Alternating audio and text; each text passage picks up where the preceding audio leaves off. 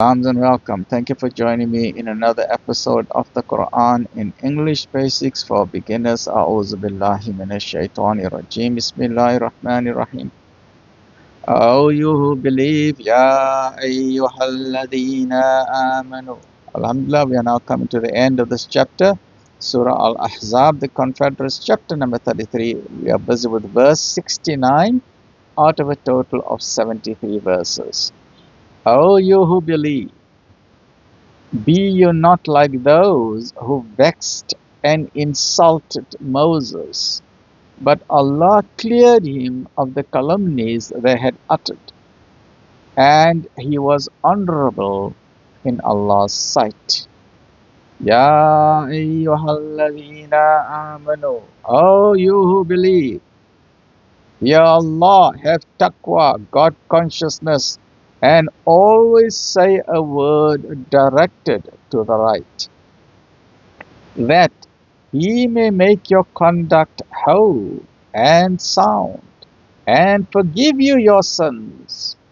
He that obeys Allah and His Messenger has already attained the highest achievement. We did indeed offer the trust to the heavens and the earth and the mountains, but they refused to undertake it, being afraid thereof. But man undertook it. He was indeed unjust and foolish. What does this mean? Why did man take this trust, and why was he foolish? What is this thing about this trust that is so amazing? What is this trust that was offered? A trust was offered to the heavens. They said, no, we're not interested. Offered to the earth. No, not interested. No, we don't want it. Offered to the mountains. No, we are not interested. Being offered to the heavens means it was offered to trillions of galaxies. The trillions of galaxies all said no. Every galaxy got trillions of stars. They all said no. There's quadrillions of planets upon planets. They all said no. So trillions upon trillions upon trillions upon trillions of things in the heavens, in astronomy, in the cosmos, they all said no, no, no, no, no, no. The earth was then offered. The earth said, no, I don't want it. Elephants are offered. No, we don't want it. The giraffe, the lions, the mountains, the oceans, the rivers, everything was offered. They all said, no, no, no, no, no, we don't want it. Meanwhile, human beings, sitting at the back of the classroom. Here in the classroom, little man is sitting here in the classroom. He's sitting there at the desk, and he picks up his hand. Okay, if nobody wants it, okay, I'll take it. He did not know what he was doing. Human beings did not understand what they were doing. They volunteered to take the trust. What is all of this all about? Why did everyone refuse it? What is so grand about it, and what is so frightening about it? The grand thing about this trust is that it can shoot you higher than the angels. You can be number one in the universe. The way that Allah will reward you if you use that so beautiful. So that trust is like a lottery. You'll be amazed at the way you will be honored by Allah. That trust. But the danger is you can fall very low, worse than the devil. This is the trust. The trust is the free will. Allah asked all the things in heaven, do you want to spin according to your own laws and regulations, or do you want to fulfill my command? You want to obey my order, that I will program you how you must do your spinning and your orbiting and all of that? And they said, no, no, no, we don't spin on our own. We rather fulfill your command. If you tell us to spin and what speed we must spin, we will do that. So then they say, okay, you don't have a free will, so they don't have a free will. They are submitting their will to the divine will. The earth said, no, no, no. Oh Allah, I don't want to decide when is night and when is day. I don't want to make a mistake and one day must be 24 hours and the next day must be 10 hours and the next day must be 48 hours. No, no, no. Oh Allah, you must program me. I will listen to everything you tell me. So, Ya Allah, I don't want this free will thing. This free will is very difficult for me, Ya Allah. Even though it's nice to have the free will, but I don't want it. So now the earth said, we don't want the free will. So the earth does not have a free will. The mountain said no. The elephant said no. Everybody said no, except human beings. So human beings are here. Human beings have got a choice. On the one hand, we have the angels. On the other hand, we have the devil. The angels are pure goodness, and the devil is pure evil. But now the angels, human beings have got a choice. They've got a choice of either choosing the way of goodness, or they've got a choice of choosing the way of the devils. Secondly, they also got a choice. They can believe in God, or they don't have to believe in God. They've got a choice. But based on the choices they make, they will be answerable and responsible for that. And because none of these people want to have a free will, there is no day of judgment for them. They will not stand in front of God on the day of judgment. Heavens won't stand in front of God on the day of judgment because they don't have a free will. They say, no, we are submitting ourselves to the divine will. The earth won't be there on the day of judgment. The mountains won't be there on the day of judgment. No one will be there on the day of judgment except the human being, because human beings have decided to use the free will. Human beings say, we want to say yes or no, that's our choice. It's our free will. Because of that, and that is why the Quran is saying human beings have been unjust and very foolish. They don't know what danger they are looking for. So now they're going to have freedom. They can do what they want to. Men can have intimacy with men. People can deny God. People can say there's 10 different gods or 3 gods. They can say what they want to. But they will have to stand in front of God on the day of judgment. This is where the danger comes in, right? And that is where people are forgetting the danger. So what it just simply means, here is God. And anyone who obeys God, is that the heavens, they obey God. It means they have submitted their free will to the divine will. Everything in the heavens is a Muslim. Muslim is not a person who wears a hat and a beard and has got a long toe. That is not a Muslim. A Muslim means is anything that has submitted to the divine will. It does not refer to a human being. It can refer to the galaxies. If a galaxy has submitted its spinning to the divine will, it is a Muslim. The earth has also submitted its will, so the planet Earth is also a Muslim. Because the planet Earth has said, oh my creator, I don't want to decide whether the day must be 24 hours or 32 hours or 3 hours. You decide that for me. Whatever you tell me to do, I will do it. So as long as the planet Earth is spinning on its axis at 1,600 kilometers per hour, it is a Muslim. As long as it is orbiting the sun every 365 days, it is a Muslim. As long as it is spinning at a speed of 100,000 kilometers per hour, it is a Muslim. But the moment the earth decides that today it's tired, it doesn't want to have night and day, then it is called a rebel. It is now disobeying the command of God, and then it is no longer a Muslim, because Satan is a rebel. So as long as the planet Earth is spinning, and as long as we're having our day and night, then the planet Earth is obedient to God. It has submitted its free will to the Supreme Creator, and the planet Earth is a Muslim. Let's look at some simple example.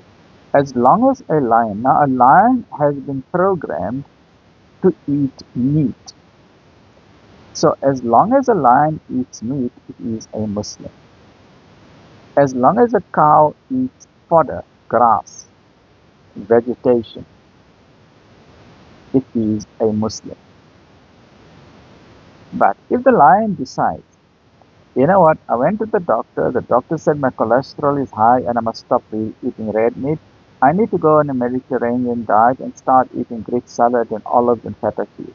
So the lion goes home and tells his wife, you know what, I'm not going to eat meat anymore. The doctor said my cholesterol is too high. Now I'm going to eat salads. What's going to happen?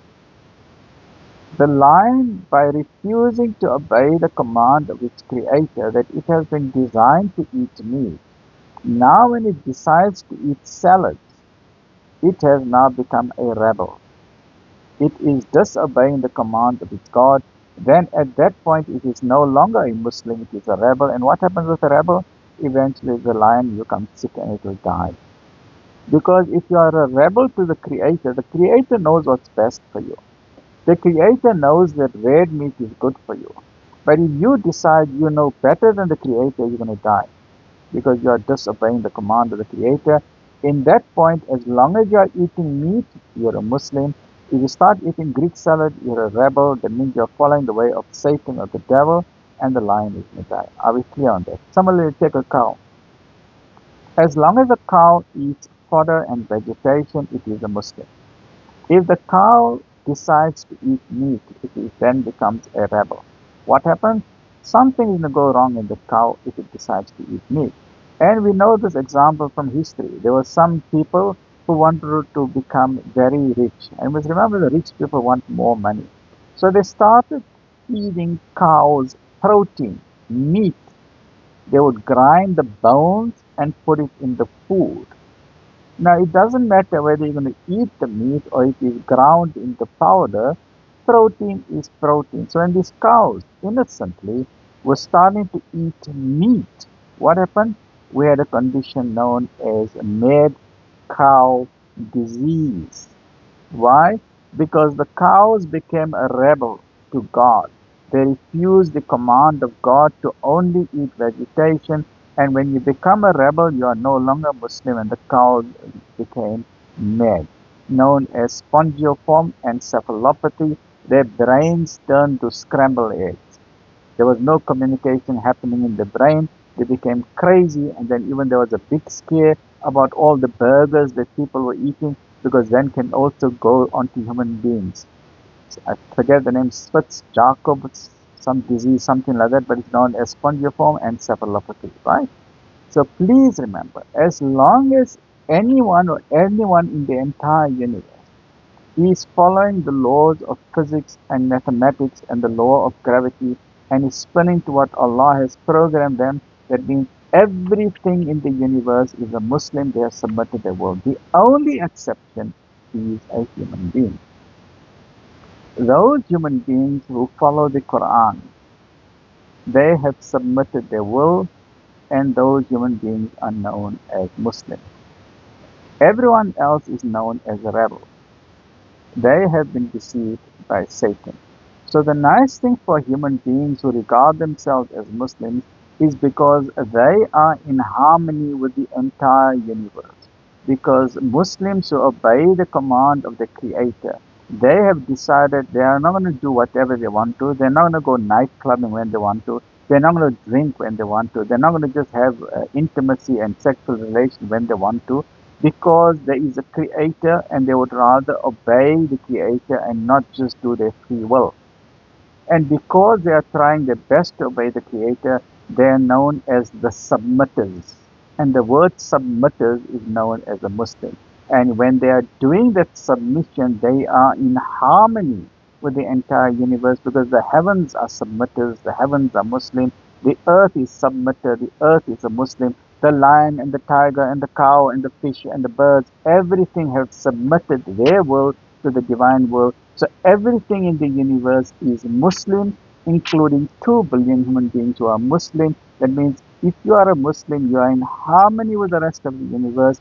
And if you are not, then you are a rebel because now you are using your free will to challenge the Creator. And some people challenge the Creator by saying that no, you don't exist, like for example the atheists.